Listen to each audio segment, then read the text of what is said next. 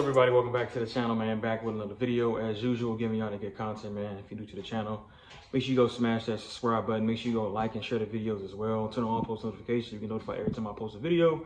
Make sure you go also subscribe to my other channel, The Relaxed Hebrew. I'm gonna put it down here.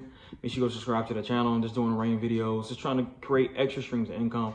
Y'all should be doing the same thing too. But let's talk about the video. What we're gonna do today, we're gonna change the oil in this Dodge Journey.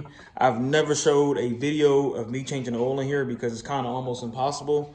So really right now, what I'm gonna do is kind of talk about it real quick and what you should put in your oil, because I don't jack my car up when I do my oil change. Give y'all this a little synopsis, what you wanna say. So I put my little sheet down right here. I come in on that side, on the passenger side, and I just pretty much reach my arm under the car and pretty much go from there. It's simple. I never had to pull it, never had to jack it up ever since I had this car. Like I say, it's not enough space for me to record. As you see, it's not enough space at all. So I'm gonna try to record for y'all. I'm gonna try my best to record, but I probably won't be able to really. But we'll be going over today. You need 5 W20, but since there's a shortage of everything, I got this. I did 2 Walmart pickups, and both pickups, they took these off and this off. So I had to actually go into the store. They actually had what I needed, but this oil right here, the Quaker's oil. To me, all oil is the same unless you're using Royal Purple. Royal Purple and Lucas oil is the only oil that is going to be different. That's just my personal opinion. Y'all have your own opinions, but that's my opinion on there. I'm still holding this camera. So I got 3 quarts of this, and the reason I got 3 quarts because this is a quart as well. You're going to need to use this every time you get a oil change. This is an oil stabilizer. It keeps your oil with how it's supposed to be running. Once again, Quaker's oil, and then the Lucas oil alone is not enough. So this is, once again, they actually sell this in quarts as well. I mean, obviously this is a quart, but they sell this as regular oil, like in a 4-quart, actual type of 4-quart type of container. I want to say gallon, but it's container, whatever. So you want to use this every time. Still, seals worn, similar to slow oil consumption. Now, whether your engine is new or old, whether you got a new car or an old car, continue to use this. It extends the life of your engine. Because if you go watch my other video, I know it's not a Dodge Lincoln Town Car video, but if you watch my previous video, I actually put some stuff in here like this. It's called like it's like an oil stabilizer, or just to silence the lifters and to make the stem valves from leaking and burning the oil. So that actually fixed it, but my engine's still done with this car. I still gotta get another engine replaced, and that'll be whenever this car just shuts down or the engine shuts down. But continue using this. This is gonna be real vital for your engine. It's gonna make it last a lot longer. So once again, cools and quiets, engines and gearboxes and all that good stuff. And then you have the directions on here. So you want to pour 20% of that in here, or just 1 quart. So you want to use this car, 2.4 liter. This takes 4 quarts. So you want to get 3 quarts like I have here, and then use this as well as a 4th quart. And that's pretty much it. And then I got a SuperTech filter. Go do your research on this. This is literally a K&N filter that has SuperTech on there. Go do your research. There's YouTube videos on YouTube. It's too much information for us to be dumb out here, to be honest. It's too much information for us to be dumb out here. But this is literally a K&N filter. It's exactly the same. Made the same, everything. But the other filter that you can get is the Extra Frame Ultra Synthetic filter. That's a good filter as well. That's just my preference of filter for my research. I'm just going to use that. It cost me like $6. This cost me about $16 to $17, and this costs about $11. But other than that, let's get into the video.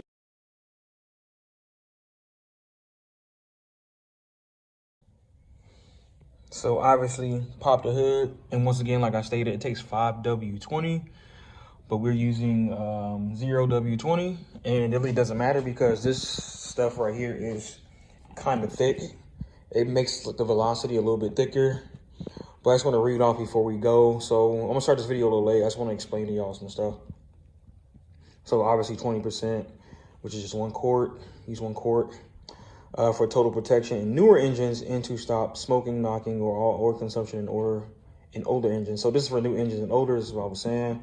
You also can use the same bottle in your transmission as well. You don't need to drain any transmission fluid, just add it, it'll mix into it. And obviously to stop noise wear and differential, you use this for differential fluid as well. This stuff is really good. It's like pretty much it's like an all-purpose cleaner type shit, but it's an all-purpose Lucas oil or it's just an oil stabilizer. That's what it said. It doesn't say engine oil stabilizer. It just says oil stabilizer. So for all oils, this thing is really good. At least the ones that's on the back. But other than that, let's get into it.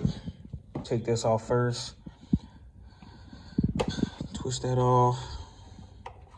My engine just dusty. So you want to change this when it's what is it called? You want to change this. I'm just gonna leave it right. I'm gonna leave it right here. That's where I normally leave it at. You want to change this when the engine is cool. My wife just got done driving, so I have to use the car for some other stuff. So I always get this prepared. But the only thing about this is weird. It doesn't like go all the way down and like dips in the side somewhere, the left or the right side. So when you're filling it up, it's gonna look weird, but we'll get to that point. But I always do that first, and then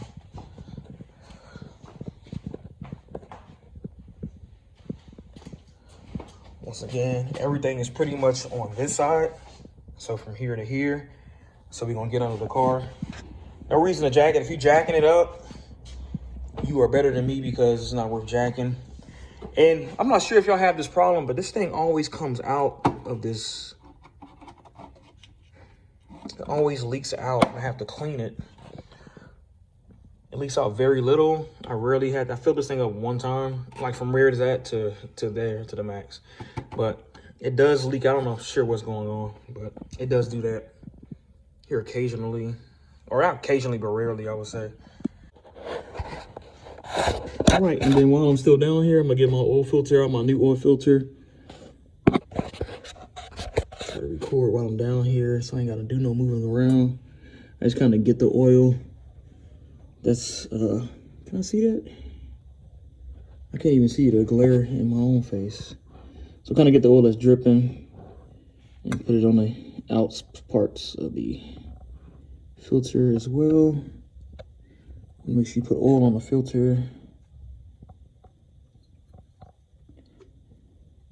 Oil on the rubber piece. And just a little bit of oil in the center as well. That's pretty much it. We have you prepared for the next. Put the filter on. So I'm trying to dot, so I'm gonna go ahead and put my filter and my oil screw back on real quick. Let's see. Once again, this is all reachable. You don't have to be tall or anything. I'm 5'8". I got that in. I'm just gonna use our handy little 13mm hex socket. A little bit of oil, but we don't need oil.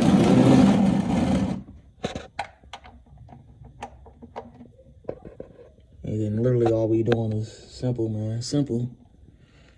So y'all can see I'm trying to flash my light. That's pretty much it as far as it'll really go. Has a stopping point to it. That's it. Now we're going to move some of this back. So once again, I'm gonna pull that down. Oil pan is in the way a little bit, but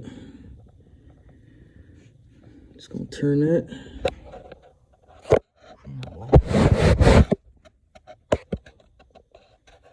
So again, we're just gonna turn it.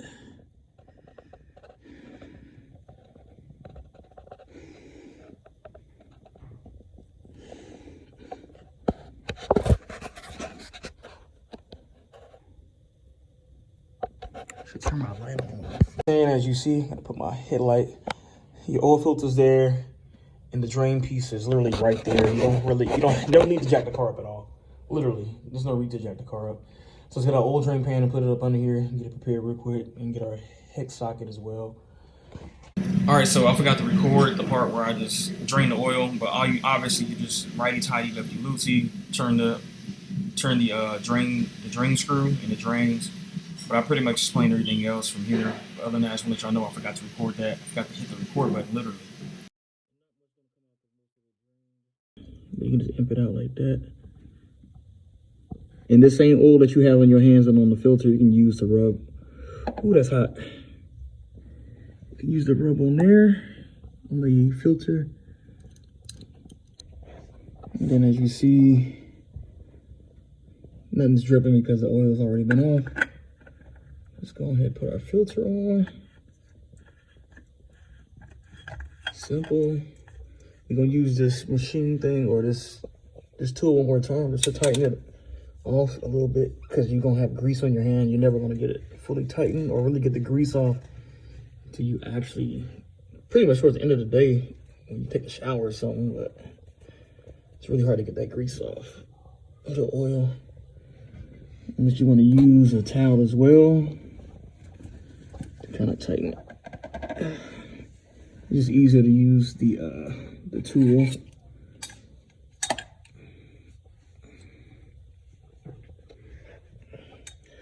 Doing all this with one hand, y'all. All this with one hand. This is hard. I could have been done a while ago. You see how I'm barely even putting pressure on it. So let's tighten it up. There we go. A little more pressure. So how greasy my hands were. As long as I'm able to twist it off, then we're good to go. That's pretty much it of the oil change. I'm gonna fill it up. So when you're doing this, you're gonna see what I'm doing. I'm holding the funnel up a little bit, because if you don't hold it up and you keep it flat on the inside of there, it's just gonna build up in the funnel. And you're gonna overflow every time. I'm not sure why they designed the engine like that. On the 2.4 liter, on the actual Darts are not like this as far as my knowledge is. But on here, you have to hold it up. If not, it's gonna overflow every time. So I'm gonna show y'all an example here later on in the video as well.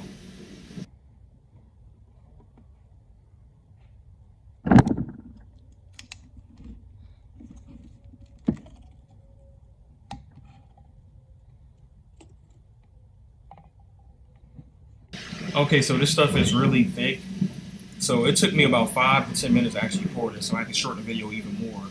So like literally, it takes about 5 minutes to pour it. Other than that, it's really good to have. It's going to keep your engine lasting a lot longer. I would do this, if I was you, I recommend doing this every oil change. It's going to extend the life of your vehicle in general.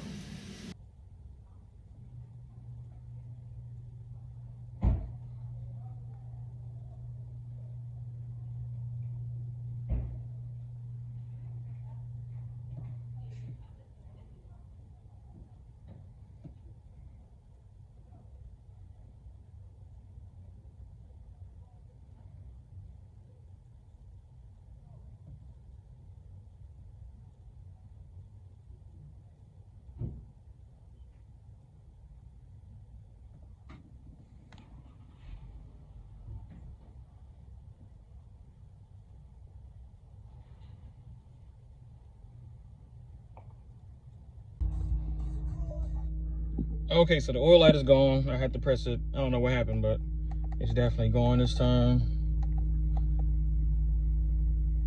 Hold on. There you go. It's gone. It'll show a message here, but this is what I've been doing the whole time. Just basic oil changes for the most part. But I just want to leave the car on for just a little bit. That's what my dad always told me. So I always just leave the car on for just a little bit. But I'm about to take it for a drive anyway, so I'm going to leave it on. But other than that, that's it. Y'all saw at the end, I'm going to put some voiceovers over at towards that ending part.